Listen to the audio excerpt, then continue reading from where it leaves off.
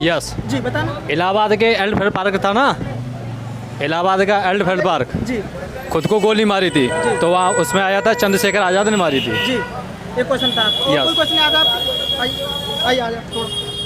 कितने question attempt किए भैया आपने? पूरे 100 के 100 किए हैं, मगर पेपर तो ठीक है, मगर पूरे 100 क्वेश्चन कर दिए आपने। हाँ मगर welcome back to my YouTube channel GC Delhi में केपी राजपूत आपका जीसी दिल्ली चैनल पर स्वागत करता हूं, अभिनंदन करता हूं।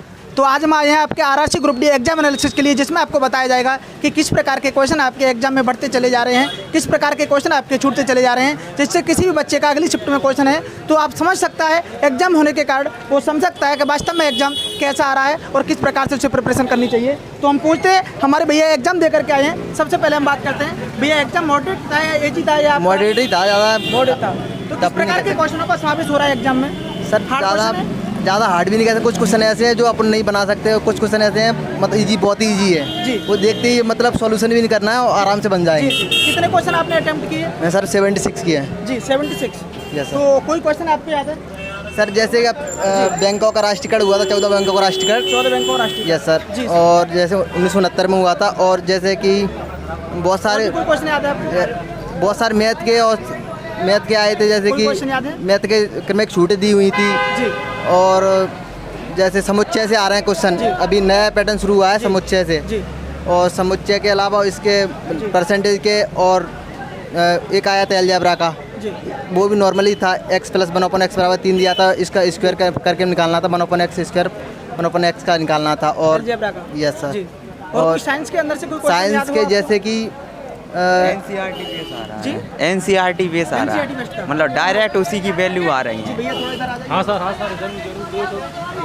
तो सर आपको कोई क्वेश्चन याद है? आपको साइंस के अंदर से कोई भी क्वेश्चन याद हो? साइंस में जैसे कोई आ जाइए सर। साइंस में वो लाइट लेंस से आ रहे हैं, लेंस वाला फोर, जी लेंस वाला। और ये ओम का नियम था, उससे 3-4 न्यूमेरिकल आए थे। जी 3-4 न्यूमेरिकल आए थे ओम के नियम पर, ओम के भी नियम = 2IR। जी, जी। उसी को घुमाकर वो पेलर में जोड़कर कुछ पूछे गए थे कि इनको पेलर में जोड़ेंगे, उसके बाद उन्होंने भी दे दिया था। फिर करंट की वैल्यू पूछी थी कि फाइनल करंट की वैल्यू क्या बनेगी। पहले तुम्हें रेजिस्टेंस निकालना पड़ेगा, उसके बाद भी की वैल्यू उन्होंने दी रखी थी, आई की निकालनी थी। लगभग करंट जो है आपका, पहले करंट 19-20 का भी पूछा जा रहा था, क्या करंट अभी भी 19-20 का पूछा जा रहा है? ये कुछ क्वेश्चन 20 के थे, लेकिन ज़्यादातर 22 के ही। जैसा कि पिछले 2 दिनों में 19-20 का करंट कोई क्वेश्चन नहीं पूछा गया था, लेकिन आज फिर दोबारा से 2020 का करंट पूछा गया है। तो इसी बेसिस पर हम पता करते हैं कि और भी किस प्रकार के क्वेश्चन आए। तो चलते हैं और भी लोगों से बात करते हैं। आ जाइए। सिटिंग अरेंजमेंट से आ रहे थे 2 क्वेश्चन, सिटिंग अरेंजमेंट से थे 2 क्वेश्चन, कोडिंग डिकोडिंग थे, डायरेक्शन से थे 2 डायरेक्शन से थे, करंट अफेयर से थे 2 क्वेश्चन। आपकी पजल के बारे में बात करें हम, तो पजल के किस प्रकार के क्वेश्चन आप? पजल से नहीं, सिटिंग अरेंजमेंट से आए थे 2 क्वेश्चन। जी पजल से क्वेश्चन नहीं था, सिटिंग अरेंजमेंट से तो थे। आपने कितने क्वेश्चन अटेम्प्ट किए? लगभग मेरे किए थे 65 65 करेक्ट। क्वेश्चन अटेम्प्ट किए आपने। जी तो जैसे मैं बात करूं आपका करंट अफेयर्स, तो 2019-20 का पहले आ रहा था, आप भी क्या 2019-20 का करंट ही आ रहा है आपका? 2 क्वेश्चन आए थे 19 से। जी आपका हो गया ये थोड़ी हो एग्जाम हो गया आपका? हाँ तो किस प्रकार का एग्जाम रहा आपका? सही रहा, लगभग कितने क्वेश्चन अटेम्प्ट किए आपने? कर दी थी 58-70 क्वेश्चन कर आपको कोई क्वेश्चन याद है? नहीं, DI वगैरह आया था और उसका कोडिंग वगैरह कितने ज़्यादा था, कोई भी क्वेश्चन याद हो आपको? बस पजल्स वगैरह थी। क्वेश्चन याद है आपको कोई? क्वेश्चन थोड़े लेंथी थे जी। इसलिए याद नहीं हो सके, लेकिन क्वेश्चन साइंस इजी थे। वगैरह का, रीजनिंग, करंट वगैरह का। साइंस से तो 35 क्वेश्चन आए थे। लगभग कोई क्वेश्चन याद है आपको? 2 न्यूमेरिकल आए थे उसमें। जी न्यूमेरिकल से ये बराबर MC² से फॉर्मूला निकाल, प्रकाश की चाल निकालनी थी उसमें। मतलब प्रकाश बहुत आ रहा है। जी प्रकाश तो से। अब मैं बात करूँ कि करंट अफेयर्स का कोई भी क्वेश्चन याद है आपको?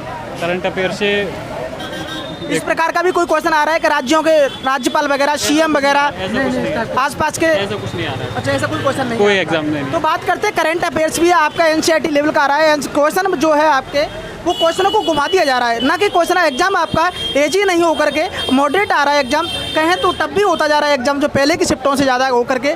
पहले की शिफ्टों में 2019 और 20 की भी करंट आ रही थी, जो कि अब खत्म होती चली जा रही है। तो बात करते हैं और भी लोगों से और जानने का प्रयास करते हैं कि किस प्रकार का एग्जाम रहता है। आ जाइए भैया, आ जाइए, आ जाओ। जी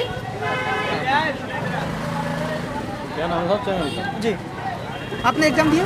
यस सर, तो किस प्रकार का इधर आइए, किस प्रकार का एग्जाम रहा आपका? एकदम मस्त रहा था। एग्जाम कितने क्वेश्चन अटेम्प्ट किए लगभग आपने? 85 क्वेश्चन अटेम्प्ट किए आपने। तो किस प्रकार का एग्जाम रहा, क्या कहना चाहोगे आप? एकदम मस्त रहा। जो अच्छी तैयारी करके चलेगा उसके लिए उसकी सफलता कदमों को चूमेगी जी। जो मेहनत करेगा बंदा जी। और जो नहीं मेहनत करेगा उनके तो आप जानते हैं। तो आपका कहना मतलब कहने के माध्यम से एक एम है कि कितने क्वेश्चन आपके ऐसे आ रहे हैं जो बच्चा नॉर्मल बच्चा कर सकता है लगभग, कितने क्वेश्चन ऐसे आपके? कम से कम 55 क्वेश्चन। तो 55 क्वेश्चन आपके एज ही हैं, उसके बाद आपका सिलेक्शन निर्धारित करते हैं 45 क्वेश्चन। उनमें से लगभग बच्चा कितने कर पाता है, उसी बेसिस पर करंट और वहीं पर चलता है। सिलेक्शन आपका सर हो जाएगा 75 जनरल में आते तो 75। कोई क्वेश्चन याद है आपको? यस। जी बताना। इलाहाबाद के एल्डफेड पार्क था ना, इलाहाबाद का एल्डफेड पार्क, जी खुद को गोली मारी थी तो वहाँ उसमें आया था चंद्रशेखर आज़ाद ने मारी थी। जी एक क्वेश्चन था। और Yes. कोई क्वेश्चन याद है आपको? आइए आ जाओ थोड़ा। कितने क्वेश्चन अटेम्प्ट किए भैया आपने? पूरे 100 के 100 किए हैं, मगर पेपर तो ठीक है, मगर पूरे 100 क्वेश्चन कर दिए आपने? हाँ, मगर कुछ भैया, गलत भी है। 100 पूरे 100 क्वेश्चन अटेम्प्ट किए हैं। सबसे बड़ी तो बात यही है कि 100 क्वेश्चन अटेम्प्ट करना, 100 क्वेश्चन तक पहुंचना ही बहुत बड़ी बात है। लेकिन भैया ने 100 क्वेश्चन अटेम्प्ट किए हैं, तो इन्हीं से जानने का ज़्यादा प्रयास करते हैं कि वास्तव में किस प्रकार के क्वेश्चन रहे हैं, क्योंकि उनको ज़्यादा जानकारी रही होगी। तो बात करते हैं भैया किस प्रकार के क्वेश्चनों का समावेश रहा आपका? सबसे ज़्यादा का मैथ और रीजनिंग के हिसाब से। कोई क्वेश्चन है आपको याद है? इतना तो कोई दिमाग ही नहीं लगा पाया कोई भी क्वेश्चन याद हो आपको? क्वेश्चन तो बहुत से हैं, इतना कोई दिमाग तो नहीं लगा पाएगा। मेन कारण जी वो होता है ना, वहाँ तो पेपर की पड़ती है, समय टाइमिंग इतना रहता है कि अपन 1 मिनट भी भारी होती है। अगर 1 मिनट अगर अपन रुक चुकते हैं तो क्वेश्चन 2-3 मीटर जाते हैं हाल के हाल। तो मेन फोकस होता है पेपर को पूरा सोल्व करना। जी। तो भैया का कहना है कि उन्होंने 100 क्वेश्चन अटेम्प्ट किए, लेकिन कोई भी क्वेश्चन याद नहीं है उनको। कोई बात नहीं, चलते हैं नेक्स्ट कैंडिडेट की तरफ। आगे हम प्रयास करते हैं जानने का और भी बच्चों से। तो देखिए भैया आप एग्जाम देकर के आ रहे हो? जी हाँ। जी कैसा एग्जाम रहा आपका? एग्ज़ाम अच्छा रहा। एग्जाम अच्छा रहा। कितने क्वेश्चन अटेम्प्ट किए आपने लगभग? 72। एग्जाम आपका मॉडरेट है या इजी है या टफ होता जा रहा है? मॉडरेट है। मॉडरेट एग्जाम है आपका। लगभग कितने क्वेश्चन ऐसे हैं जो बच्चा आसानी से सॉल्व कर सकता है? लगभग 65। 65 क्वेश्चन ऐसे हैं। तो आगे के 10 क्वेश्चन निर्धारित करेंगे आपके कि बच्चा कौन कर पाता है, उसी का सिलेक्शन होगा। तो 65 क्वेश्चन भैया मॉडरेट बता रहे हैं इनके अनुसार से। तो आगे के 10 क्वेश्चन निर्धारित करते हैं आपका सिलेक्शन। तो हम बात करते हैं कि कोई क्वेश्चन याद है भैया आपको?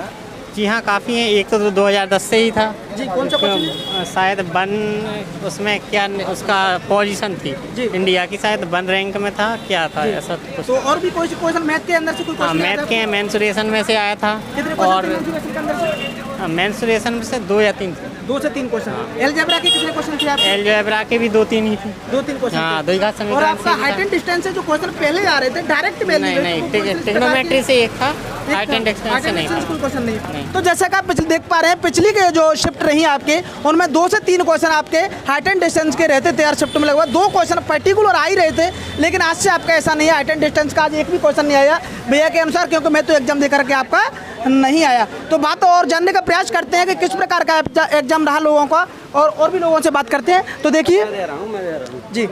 हाँ सर, ऐसा है कि 3.5 साल में एग्जाम हुआ, जी। मगर हम तो इस सरकार को नाकामी कहते हैं। सरकार के कारण बच्चे ने जो पढ़ा था ना वो सब हम भूले। कईयों को तो आस नहीं थी, कईयों को अभी तक एडमिट कार्ड भी नहीं निकले। मेन कारण जी है, कईयों तो उदास हैं, बहुत से लोग आए नहीं है, कईयों तो गेट पे से लौट गए, कईयों की जन्म डेट, कईयों के चेहरा नहीं मिले, मैचिंग, बहुत सारी दिक्कतें आ रही हैं। कईयों काम करता है तो चेहरा तो काला पड़ेगा। कोई एसी में रहने वाला तो व्यक्ति है नहीं है। 3 साल में तो आदमी की शक्ल सूरत पूरी चेंज हो जाती है। मगर कईयों दिक्कतें आ रही हैं उनकी। तो मगर का वहाँ पर ये का बोलने चालने की एक लैंग्वेज भी नहीं है। जो सामने जो कर्मचारी है तो गलत तरीके से व्यवहार भी कर रहे हैं, जो मेरे साथ भी हुआ था।